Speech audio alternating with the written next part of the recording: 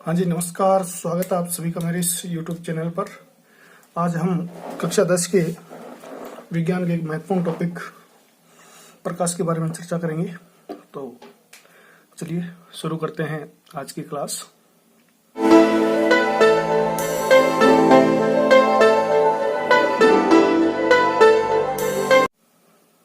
देखिए, अगर हम प्रकाश की बात करें तो प्रकाश के इस पूरे टॉपिक को समझने से पहले कुछ महत्वपूर्ण बातें हम प्रकाश के बारे में जान लेते हैं। देखिए, जब हम प्रकाश के बारे में बात करते हैं तो सबसे पहले हमारे दिमाग में ख्याल आता है कि प्रकाश होता क्या है। और अगर एक आम बोलचाल की भाषा में हम समझें तो हम क्या कह सकते हैं कि प्रकाश जो है एक प्रकार की ऊर्जा है और इसके द्वारा हम क्या कर सकते हैं, संसार की समस्त वस्तुओं को देख पाते हैं। ठीक है, तो ये एक नॉर्मल हमें ध्यान रखना है। अगला देखिए, पृथ्वी के लिए सूर्य जो है वो प्रकाश का मुख्य स्रोत है, यानी हमारे अर्थ पर जो भी हमें प्रकाश मिल रहा है वो सारा कहाँ से मिल रहा है, सूर्य से हमें मिलता है। अब देखिए, जब विभिन्न वस्तुओं पर जब प्रकाश गिरता है तो कुछ वस्तुएं जो वो प्रकाश का अवशोषण करती हैं, जबकि कुछ वस्तुएं जो वो परावर्तन करती हैं। जब परावर्तित प्रकाश के द्वारा ही हमें वस्तुओं की संवेदना जो है रेटिना पर बनने वाले प्रतिबिंब के माध्यम से मस्तिष्क तक पहुंचती है।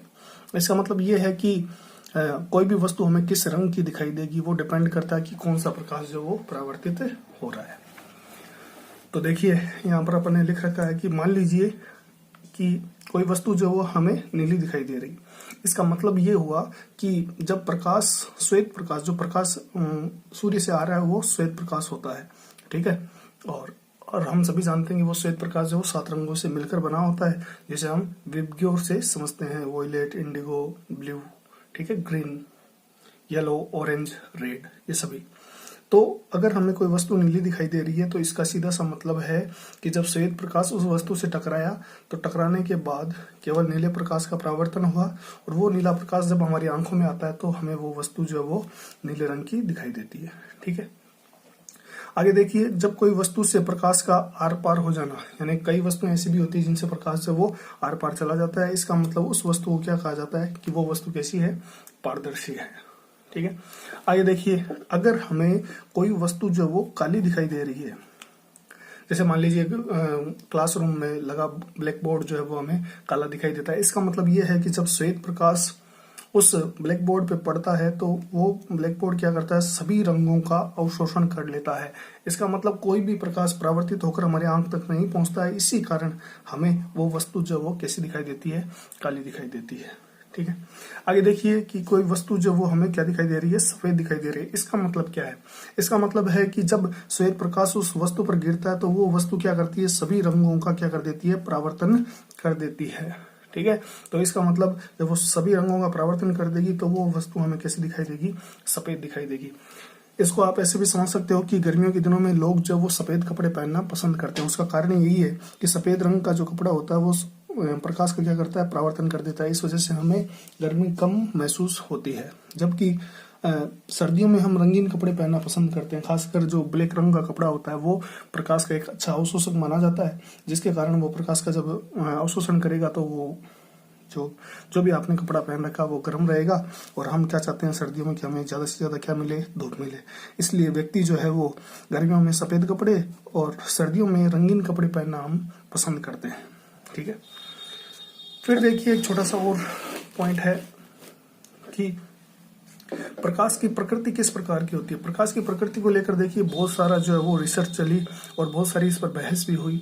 और पहले माना जाता था कि वही प्रकाश जो है वो कण प्रकृति का होता है, फिर बाद में पता चला कि ये तरंग प्रकृति का होता है, और अंततः जो रिसर्च साबित हुई, अंततः जो रिजल्ट निकला वो ये कि प्रकाश की प्रकृति जो वो द्वैत प्रकृति होती है। मतलब प्रकाश जो वो 2 तरह से व्यवहार करता है, यानी प्रकाश कण के रूप में भी व्यवहार करता है और तरंग के रूप में भी व्यवहार करता है।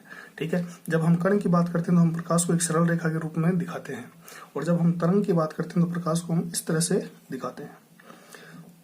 अब देखिए, जब हम तरंग की बात करेंगे तो किसी भी प्रकाश तरंग की क्या होती है, तरंग दैर्ध्य होती है।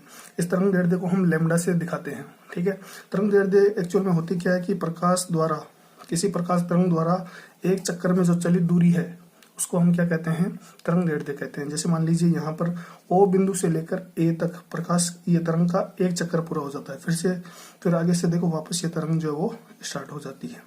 तो O से लेकर A तक की जो दूरी है वो क्या कहलाएगी, एक चक्कर में चलित दूरी, और इसको हम क्या कहते हैं, तरंग दैर्ध्य कहते हैं। ठीक है, और यहाँ से अगर हम M से शुरू करें तो M से लेकर N तक ये भी क्या कहलाएगी, एक तरंग दैर्ध्य यानी लैम्डा। ठीक है, तो आगे देखिए। हाँ जी, अगला टॉपिक देखिए, एक छोटा सा टॉपिक है विवर्तन। प्रकाश का विवर्तन का मतलब क्या है?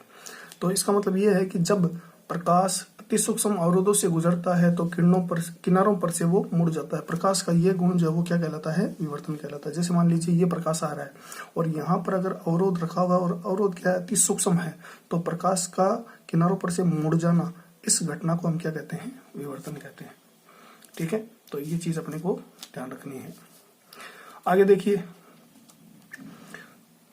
छोटी क्लास में हम पढ़ते हैं कि प्रकाश का पथ जो है वो सरल रेखीय होता है, जबकि वास्तव में प्रकाश जो है वो सरल रेखा में गमन नहीं करता है। परंतु क्या होता है कि प्रकाश जो है वो, उसकी तरंग दैर्ध्य क्या होती है, सूक्ष्म होती है। इस वजह से हमें यूं लगता है कि प्रकाश जो है वो सरल रेखा में गमन कर रहा है। अब जैसे मान लीजिए कि अगर ये ऐसे बनाया हमने, तो इसका मतलब ये तरंग दैर्ध्य है, और अगर मान लो मैंने प्रकाश को ऐसे बना दिया, तो अब इन दोनों में डिफरेंस क्या है? तो मैं कहूंगा कि ये जो प्रकाश है ये कम तरंग दैर्ध्य का है, जबकि इस प्रकाश की तरंग दैर्ध्य क्या है, ज्यादा है। ठीक है, और इसका तरंग दैर्ध्य क्या हो जाएगा, कम। तो एक्चुअल में प्रकाश सरल रेखा में गमन नहीं करता, परंतु उसकी तरंग दैर्ध्य सूक्ष्म होने के कारण हमें ऐसा प्रतीत होता है कि वो सरल रेखा में गमन करता है। ठीक है, एक और हमने परिभाषा लिख रखी है यहाँ पर, तरंग दैर्ध्य को मैंने बताया आपको कि लैम्डा से प्रदर्शित करते हैं। और तरंग दैर्ध्य की अगर हम डेफिनेशन की बात करें तो अपने को याद रखना है कि प्रकाश तरंग द्वारा एक चक्कर में चलित दूरी को क्या कहते हैं, प्रकाश का तरंग दैर्ध्य कहते हैं। और प्रकाश के तरंग दैर्ध्य का जो मात्रक होता है जिसमें हम इसको मापा जाता है वो होता है एंगस्ट्रम।